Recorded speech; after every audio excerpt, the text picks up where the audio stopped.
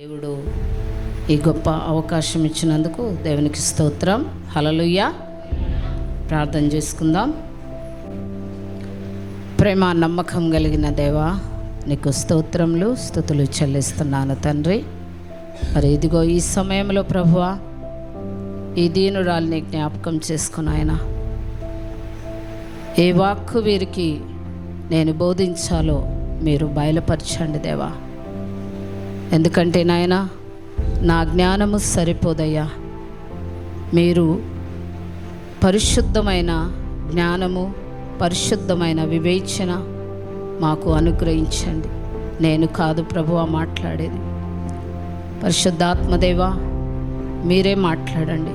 బిడలను దర్శించండి.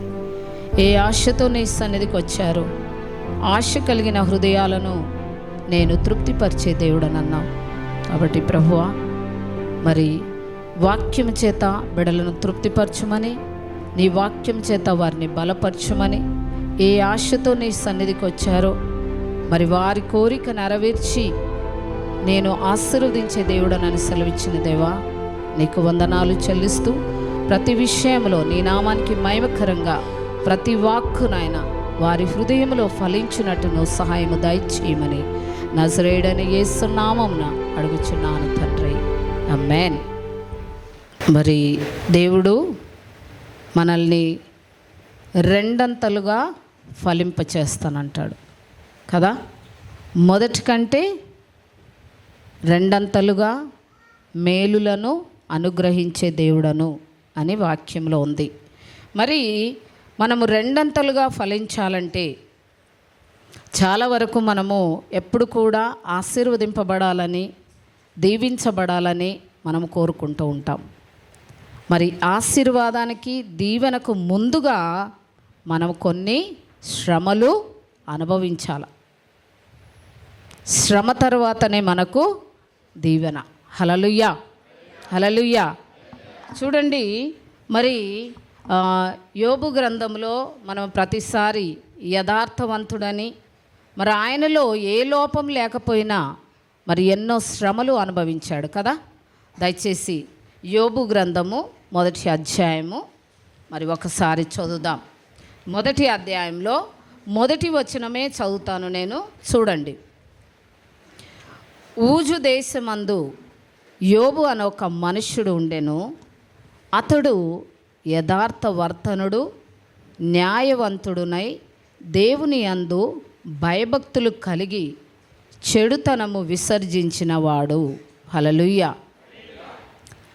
మరి యోబుకు రెండంతల ఆశీర్వాదము రావడానికి మొదటిగా మరి భక్తులలో ఉన్నటువంటి మంచి గుణములు కదా.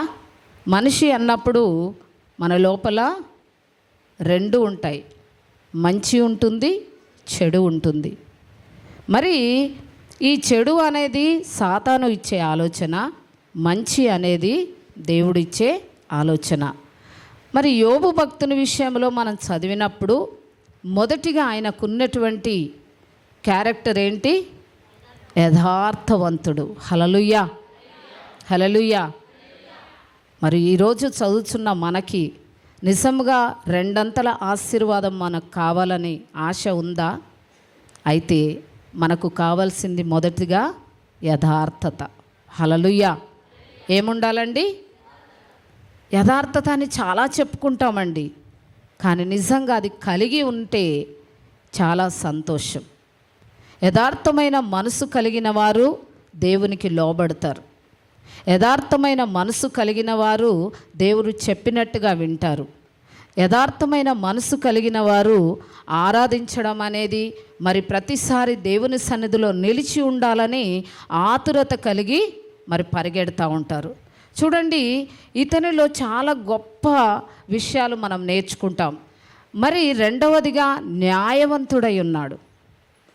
న్యాయము, మనం ఎవరికి అన్యాయం చేయము, కానీ ఆ మనస్సు కలిగి ఉండడము చాలా సంతోషకరమైన విషయం. అంటే దేవుని నుండి మనం ఏదైతే పొందగోరుతున్నామో మరి దేవుడికి ఇష్టమైన విధంగా మనం ఉంటే దేవుడు మనకు నీవు కోరుకున్నవి ఇస్తాడు.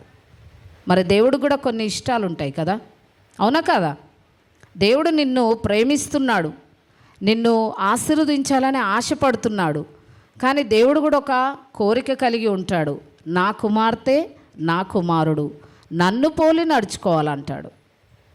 మరి మన యేసయ్యలో ప్రేమ, సంతోషము, సమాధానము, దీర్ఘశాంతము, దయాళుత్వము, మంచితనము, విశ్వాసము, ఆశా నిగ్రహము. హల్లెలూయా.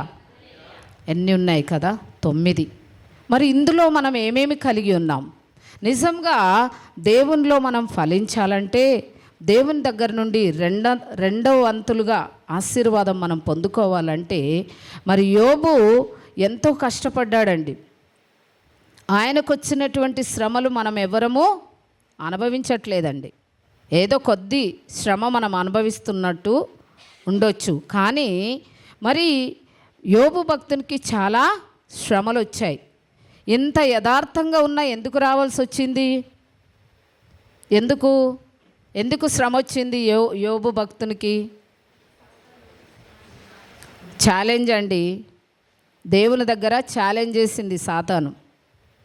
దేవునికి ఆశ ఉంటుంది, నా పిల్లలు నాలాగా నడవాలా, నా పిల్లలు నన్ను పోలి నడుచుకోవాలా, నా పిల్లలు నన్ను ఆరాధించాలా, నా పిల్లలు నన్ను మహిమపరచాలా, వారి ద్వారా ఇతరులు దేవుని సన్నిధికి రావాలనే దేవునికి ఒక కోరిక ఉంటుంది. మరి యథార్థవంతుడు, న్యాయవంతుడు, దేవుని యందు భయము భక్తి కలిగి, ఎన్ని ఉన్నాయండి ఇక్కడ? యథార్థత, న్యాయవంతుడు, భయము భక్తి 4. 5వదండి చెడుతనం విడిచిపెట్టాడు. హల్లెలూయా. చాలా వరకు ఈ చోటనే మన ఆశీర్వాదాలు పోగొట్టుకుంటామండి. హల్లెలూయా. మానవునికి నేను ఇంతవరకు చెప్పాను కదా, ఎప్పుడు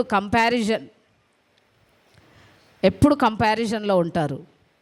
కంపారిజను మంచితనంలో చేసుకోనండి, ప్రార్థన విషయంలో చేసుకోనండి, వాక్యం చదివే విషయంలో మనం కంపారిజన్ చేసుకోవాలా కదా. వాళ్ళు చాలా ప్రార్థన చేస్తున్నారు. మరి యోబు భక్తుడు చాలా ప్రార్థన చేశాడు. ఉదయాన్నే లేచి, మరి అరుణోదయంన లేచి తన పిల్లల విషయంలో ప్రార్థన చేసి బలులు అర్పించి వారి చుట్టూ, కుటుంబము చుట్టూ అగ్ని కంచె వేసుకున్నాడు. హల్లెలూయా. మరి ఈరోజు మనం వేయగలుగుతున్నామా ఆ కంచె? ప్రార్థన అనే కంచె వేసుకుంటున్నారా? పిల్లల చుట్టూ, కుటుంబము చుట్టూ ప్రార్థన అనే కంచె వేసుకున్నాడు. అందుకే సాతానుడు, దేవుడు అక్కడ మనం ఇంకా కిందికి చదివినట్లయితే, దేవుని యందు భయభక్తులు కలిగి చెడుతనము విసర్జించినవాడు. హల్లెలూయా. మనం ఏమి విడిచిపెట్టాలండి? ఏం విడిచిపెట్టాలి? చెడుతనము. దేవునికి ఆయాసము కలిగించేది ఏమున్నదో దాన్ని విడిచిపెట్టుకోవాలి.